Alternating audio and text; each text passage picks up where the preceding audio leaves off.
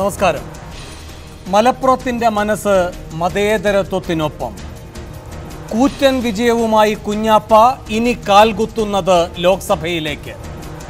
അഹമ്മദിനോട് കാട്ടിയ അനാദരവിനും അർഹിക്കുന്ന മറുപടി നൽകി ലീഗിൻ്റെ കോട്ട കൊത്തളം. അടികിട്ടിയത് ഇടതിനും തുടർവിജയം നേടുന്ന താമരയ്ക്കും ഒന്നിച്ച് തന്നെ.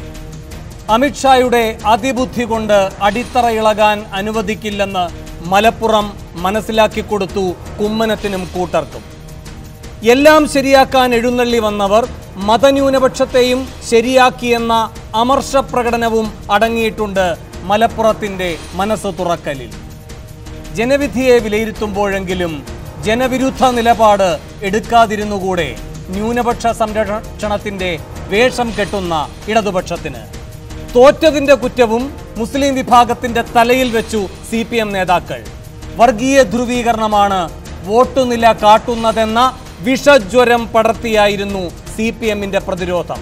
പിന്നാലെ വന്നു CPMനെ പിന്തുണച്ച് താമര പാർട്ടിയും.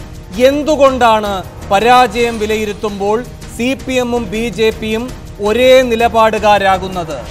മറുപടി കണ്ടാൽ അങ്ങനെ തോന്നുമെന്ന് മടിയില്ലാതെ പറയുന്നവരോട് മുഖം ചുവപ്പിക്കരുത്. കോടിയേരി കുഴിച്ച കുഴിയിൽ നിന്ന് പുറത്തിറങ്ങാൻ പിണറായി വിജയൻ പാടുപെടുന്നതും മലപ്പുറം കാട്ടിത്തന്നു. ലോക്സഭാ തെരഞ്ഞെടുപ്പ് ഫലത്തിന്റെ വോട്ട് പട്ടികയെയാണ് പിടിവള്ളിയായി പിണറായി പിടിച്ചത്. ഉമ്മൻചാണ്ടി കൊടുത്തു ഉരുളയ്ക്കുപ്പേരി പോലെ അതിനുള്ള മറുപടി. UDFും UPAയും ഭരിച്ചിരുന്ന കാലത്തെ തെരഞ്ഞെടുപ്പ് ഫലം എങ്ങനെ പിണറായി വിജയന്റെ വിലയിരുത്തലാകും? ആ ചോദ്യം ആരും കേട്ടതായി കണ്ടില്ല. പക്ഷെ കേൾക്കാവുന്ന പാകത്തിൽ പാകപ്പെടും ആ ചോദ്യം മലപ്പുറത്ത് നിന്ന് വേങ്ങരയിലേക്ക് വരുമ്പോൾ. വേങ്ങരയെ വരവേൽക്കുമ്പോഴും വിജയൻ കണ്ടുവെക്കണം മലപ്പുറം മോഡലിൽ എന്തെങ്കിലും മറുപടി. കേന്ദ്രത്തിനൊപ്പം കേരളത്തിനെതിരെയും ഭരണവിരുദ്ധ വികാരമെന്ന മുന്നറിയിപ്പാണോ മലപ്പുറം നൽകുന്നതെന്ന സംശയമുയരുമ്പോൾ 6 ചോദ്യങ്ങളാണ് സൂപ്പർ പ്രൈം ടൈം ചോദിക്കുന്നത്. 1. മലപ്പുറം ജനവിധി മോദി ഭരണത്തോടുള്ള മതന്യൂനപക്ഷത്തിന്റെ മറുപടിയോ? 2. ഇടത് സർക്കാരിന്റെ ന്യൂനപക്ഷ വിരുദ്ധതയോ ഇടതു കേന്ദ്രങ്ങളെയും ഇളക്കിമറിച്ചത്? 3. ജനവിധിയെ വർഗീയ ധ്രുവീകരണമെന്ന് വിശേഷിപ്പിച്ചതിന് വില കൊടുക്കേണ്ടി വരില്ലേ CPM വീണ്ടും? 4. ന്യൂനപക്ഷ സംരക്ഷണമെന്ന മുദ്രാവാക്യത്താൽ ഇടത്തോട്ട് ചാഞ്ഞ മുസ്ലിം മനസ്സ് UDFിലേക്ക് മടങ്ങിപ്പോന്നോ? 5. മുന്നണി അച്ചുതണ്ട് ശക്തിപ്പെടുത്തിയേ BJPയെ നേരിടാൻ കഴിയൂ എന്ന കോൺഗ്രസിന്റെ തിരിച്ചറിവിന് തിളക്കം കൂടിയോ? 6. മതേതര കൂട്ടായ്മയുടെ മുഖമാകാൻ ലീഗിന് ആധികാരികത നൽകുന്നതോ മലപ്പുറത്തെ ഉപതെരഞ്ഞെടുപ്പ് ഫലം?